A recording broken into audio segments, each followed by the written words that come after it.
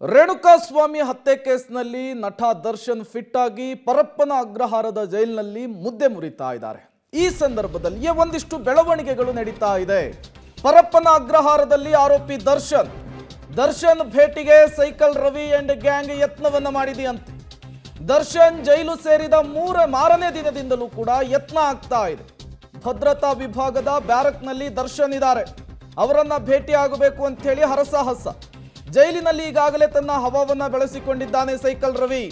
ತನ್ನ ಪಟಾಲಂ ಮೂಲಕ ದಾಸನನ್ನ ಭೇಟಿ ಮಾಡಲಿಕ್ಕೆ ಯತ್ನಿಸ್ತಾ ಇದ್ದಾನಂತೆ. ದರ್ಶನ್ ರವಿ ಭೇಟಿಗೆ ಕೆಲ ಸಿಬ್ಬಂದಿಗಳು ಕೂಡ ಒಳಗೆ ಸಹಕಾರವನ್ನು ಕೊಡ್ತಾ ಇದ್ದಾರೆ ಅನ್ನುವಂತಹ ಸುದ್ದಿ. ಆದರೆ ಸೈಕಲ್ ರವಿ ಭೇಟಿಗೆ ನಟ ದರ್ಶನ್ ಒಪ್ತಾ ಇಲ್ಲ.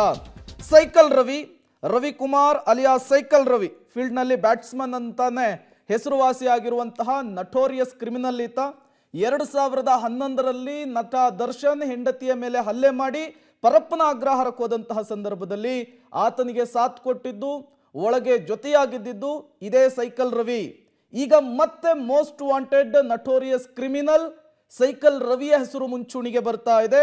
ಅದು ದರ್ಶನ್ ಅವರನ್ನ ಸಂಪರ್ಕ ಮಾಡಲಿಕ್ಕೆ ಈ most wanted criminal notorious criminal Ravikumar alias cycle Ravi ಯತ್ನವನ್ನ ಮಾಡ್ತಿದ್ದಾನೆ ಅನ್ನುವಂತಹ ವಿಚಾರ ಕೂಡ ಮುನ್ನೆಲೆಗೆ ಬರ್ತಾ ಇರುವಂಥದ್ದು. ಒಂದು ಕಡೆ ವಿಲ್ಸನ್ ಗಾರ್ಡನ್ ನಾಗ ಕೂಡ ದರ್ಶನ್ ಭೇಟಿಗೆ ಮುಂದಾಗ್ತಾ ಇದ್ದಾನೆ ಅನ್ನುವಂತಹ ವಿಚಾರ ಒಳಗಿತ್ಕೊಂಡೆ ಈಗ ರವಿಕುಮಾರ್ ಹೆಸರು ಕೂಡ ಮುನ್ನೆಲೆಗೆ ಬರ್ತಾ ಇದೆ. ಮತ್ತಷ್ಟು ಡೀಟೇಲ್ಸ್ ಅನ್ನು ಕೊಡ್ತಾರೆ ಅಂಬರೀಶ್, ನೇರ ಸಂಪರ್ಕದಲ್ಲಿ ಜಾಯಿನ್ ಆಗಿದ್ದಾರೆ. ಅಂಬರೀಶ್, ಬಣ್ಣದ ಲೋಕಕ್ಕೂ ಪಾತಕ ಲೋಕಕ್ಕೂ ನಂಟಿರುವಂತಹ ವಿಚಾರ ಹಳೆಯದ್ದು.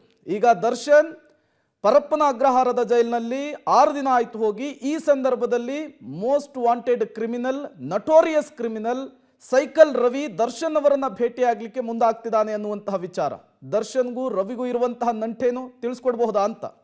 ಖಂಡಿತ ಪ್ರೇಮ್, ಈಗಾಗಲೇ ದರ್ಶನ್ ಜೈಲಿಗೆ ಬಂದು 7 ದಿನ ಕಳೆದಿದೆ. 7 ದಿನದಲ್ಲಿ ಸಾಕಷ್ಟು ರೌಡಿಗಳು ದರ್ಶನನ್ನ ಭೇಟಿ ಮಾಡೋದಕ್ಕೆ ಜೈಲಿನ ಒಳಗಡೆ ಪ್ರಯತ್ನವನ್ನ ಪಡ್ತಾನೆ ಇದ್ರು.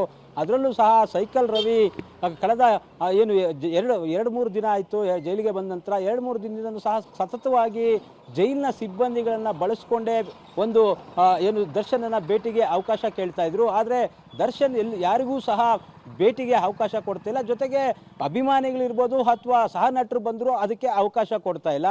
ಇನ್ನು ಒಳಗಡೆ ವಿಶೇಷ ಬ್ಯಾರಕ್ನಲ್ಲಿರುವ ದರ್ಶನ್ಗೆ ಈಗಾಗಲೇ ವಿಶೇಷ ಕೊಠಡಿ ಇದೆ. ಆ ಕೊಠಡಿ ಸುತ್ತಮುತ್ತ ಭದ್ರತಾ ದೃಷ್ಟಿಯಿಂದ ಯಾರಿಗೂ ಸಹ ಅವಕಾಶ ಕೊಡ್ತಾ ಇಲ್ಲ. ಆದರೆ ಎಲ್ಲೋ ಒಂದು ಕಡೆಗೆ ಜೈಲಿನ ಒಳಗಡೆ ಕೆಲಸ ಮಾಡುವಂತಹ ಪೊಲೀಸ್ ಸಿಬ್ಬಂದಿಯನ್ನು ಸೈಕಲ್ ರವಿ ಅವರ ಬಳಿಯಿಂದ ಒಂದು ಸಂದೇಶವನ್ನು ಕಳಿಸ್ಕೊಡುವಂಥದ್ದು, ನಾನು ದರ್ಶನನ್ನು ಮೀಟ್ ಮಾಡಬೇಕು, ನನಗೆ ಅವಕಾಶ ಕೊಡಿ ಅಂತೇಳಿ ಕೇಳ್ತಾ ಇದ್ದಾರೆ ಅಂತೇಳಿ ಈಗ ಮಾಹಿತಿ ಲಭ್ಯ ಆಗ್ತಾ ಇರೋಂಥದ್ದು. ಜೈಲಿನ ಒಳಗಡೆ ಸಾಕಷ್ಟು ವರ್ಷಗಳಿಂದ ಸಿಬ್ಬಂದಿಗಳು ಅಲ್ಲೇ ಇರೋದ್ರಿಂದ ಅಲ್ಲಿ ಪ್ರತಿಯೊಂದು ರೌಡಿಗಳ ಮಾಹಿತಿ ಮತ್ತು ರೌಡಿಗಳ ಸಂಪರ್ಕ ಹೆಚ್ಚಿಗೆ ಇದೆ. ಹಾಗಾಗಿ ಸಾಕಷ್ಟು ಜನ ಈಗಾಗಲೇ ಜೈಲಿನಲ್ಲಿ ದರ್ಶನನ ಭೇಟಿ ಮಾಡೋದಕ್ಕೆ ಒಂದಲ್ಲ ಒಂದು ರೀತಿ ಪ್ರಯತ್ನ ಪಡ್ತಾನೆ ಇದ್ರೂ ಸಹ ದರ್ಶನ್ ಯಾರಿಗೂ ಸಹ ಅವಕಾಶ ಕೊಡ್ತಾ ಇಲ್ಲ. ಇನ್ನು ಜೊತೆಯಲ್ಲಿರುವಂತಹ ಸಹ ಕೈದಿಗಳನ್ನು ಸಹ ಮಾತಾಡ್ಸೋದಕ್ಕೆ ಕೊಠಡಿಯಲ್ಲಿದ್ದರೂ ಸಹ ಹೆಚ್ಚಿಗೆ ಮಾತಾಡ್ತಾ ಇಲ್ಲ, ಮೌನಕ್ಕೆ ಶರಣಾಗಿದ್ದಾರೆ. ಅದರೊಳಗಡೆನೂ ಸಹ ಸತತವಾಗಿ ಪ್ರಯತ್ನವನ್ನು ಕೊಡ್ತಾ ಇದ್ದಾರೆ. ಇನ್ನು ಜೈಲು ಪೊಲೀಸರು ಈ ರೌಡಿಗಳಿಂದ ಏನಾದರೂ ಹಣಕ್ಕೋಸ್ಕರ ಈ ರೀತಿಯಂಥ ಕೆಲಸಗಳನ್ನು ಪದೇ ಪದೇ ಈ ಕೈದಿಗಳನ್ನು ಭೇಟಿ ಮಾಡಿಸುವಂಥ ಕೆಲಸ ಮಾಡ್ತಾ ಇರ್ತಾರೆ. ಆದರೆ ಇಲ್ಲಿ ವಿಶೇಷ ಭದ್ರತಾ ಕೊಠಡಿಲಿ ಇರೋದ್ರಿಂದ ಸಾಧ್ಯ ಆಗ್ತಿಲ್ಲ. ದರ್ಶನ್ ಇದೆ 13 ವರ್ಷಗಳ ಹಿಂದೆ ಜೈಲಿಗೆ ಬಂದಾಗ ಸೈಕಲ್ ರವಿ ಮತ್ತು ಇವರ ಸಂಪರ್ಕದಲ್ಲಿದ್ದರು ಅನ್ನೋ ಮಾಹಿತಿ ಈಗ ಇರುವಂಥದ್ದು.